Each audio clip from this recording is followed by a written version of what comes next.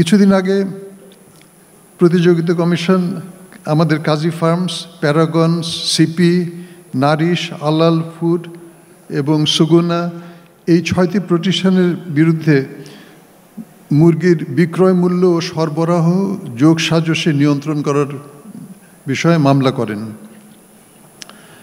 এই মামলায় কাজী ফার্মসকে একটা গুরু শাস্তি দেওয়া হয়, 5 কোটি টাকা জরিমানা। চূড়ান্ত আদেশে বলা হয়েছে যে যোগসাজশের প্রমাণ পাওয়া গেছে, কিন্তু প্রকৃতপক্ষে কোনো প্রমাণ নাই। প্রত্যক্ষ বা পরোক্ষ প্রমাণ ছাড়াই অনুমান করে শাস্তি দেওয়া হয়েছে। বলা হয়েছে, এবং আমি এখানে কোট করছি চূড়ান্ত আদেশ থেকে, এই 6টি কোম্পানির মুরগির দাম প্রায় একই সময়ে একই হারে বৃদ্ধি এবং হ্রাস পায়। এতেই নাকি যোগসাজশ প্রমাণিত হয়। এতে আসলে যোগসাজশ প্রমাণিত হয় না, কারণ বাংলাদেশে যখন মুরগির দাম বাড়ে তখন সব বিক্রেতাই দাম বাড়ান, আর যখন কমে তখন সব বিক্রেতাই দাম কমান।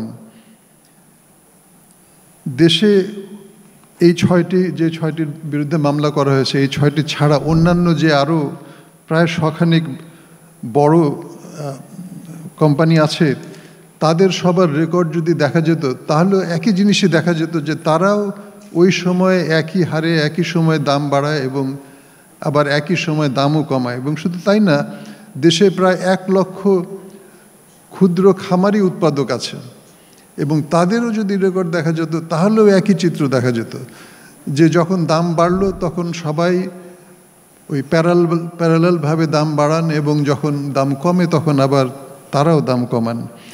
তো এটাই আমাদের বাজারের বৈশিষ্ট্য, যে যখন দাম বাড়ে তখন সবাই বাড়ান, এবং যখন দাম কমে তখন সবাই দাম কমান। কিন্তু এর মধ্যে থেকে 6টি প্রতিষ্ঠানকে আলাদা করে এই দাম কমা বাড়ার জন্য তাদেরকে অভিযুক্ত করে শাস্তি দেওয়া, এই বিষয়টি আমাদের কাছে গ্রহণযোগ্য মনে হয় নাই। এই প্রমাণের মধ্যে আরও একটা ইন্টারেস্টিং জিনিস আছে, সেটা হচ্ছে যে একজন ব্যক্তি যার নাম সুমন হাওলাদার, তার কথা বলা হয়েছে যে তিনি বলেছেন প্রতিযোগিতা কমিশনকে যে কর্পোরেট কোম্পানিগুলি সিন্ডিকেট করে, এবং তার এই কথাকে প্রতিযোগিতা কমিশন অত্যন্ত গুরুত্বের সাথে নিয়েছেন, অনেক মূল্য দিয়েছেন, এবং এই কথার উপরে ভিত্তি করে আমাদের শাস্তিও দেওয়া হয়েছে কোটি কোটি টাকা। সুমন হাওলাদার, যার কথায় এরকম শাস্তি দেওয়া হলো, তিনি একজন ভুয়া সভাপতি। কারণ তার যে প্রতিষ্ঠান বাংলাদেশ পোলট্রি অ্যাসোসিয়েশন, যার কথা আমাদের চূড়ান্ত আদেশে বলা আছে, বাংলাদেশ পোলট্রি অ্যাসোসিয়েশন নামে কোনো অ্যাসোসিয়েশন নাই। তো এটা অনেকদিন আগেও ছিল না, এখনও নাই।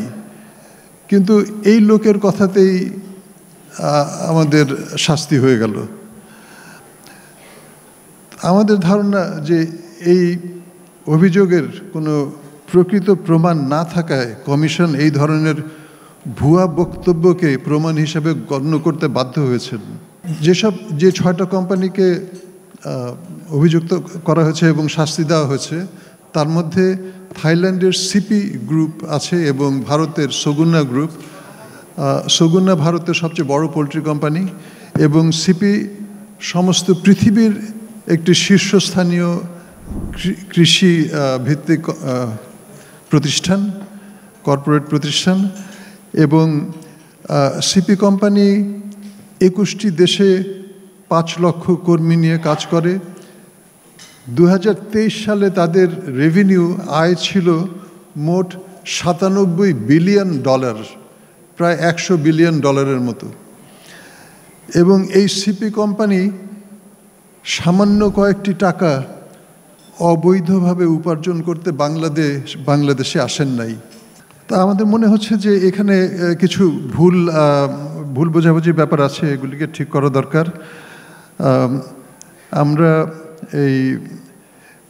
মনে করছি যে সৎ বিবেকবান ব্যবসায়ী যারা দেশের ডিম মুরগির চাহিদা পূরণ করছেন, তাদের হয়রানি করা হচ্ছে, বিদেশি বিনিয়োগকারীদের বিমুখ করা হচ্ছে, অনেক উৎসাহী শিক্ষিত তরুণ চাকরির পিছনে না ঘুরে পোলট্রি ব্যবসায় আসতে চাইছেন।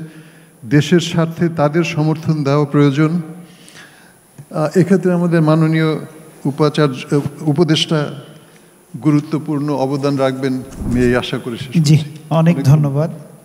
বান্ডেল থাকলে প্রতি সেনমানিতে টাকা বাঁচবে। বিকাশ সেনমানি বান্ডেল কিনে জিতুন প্রতি লেনদেনে।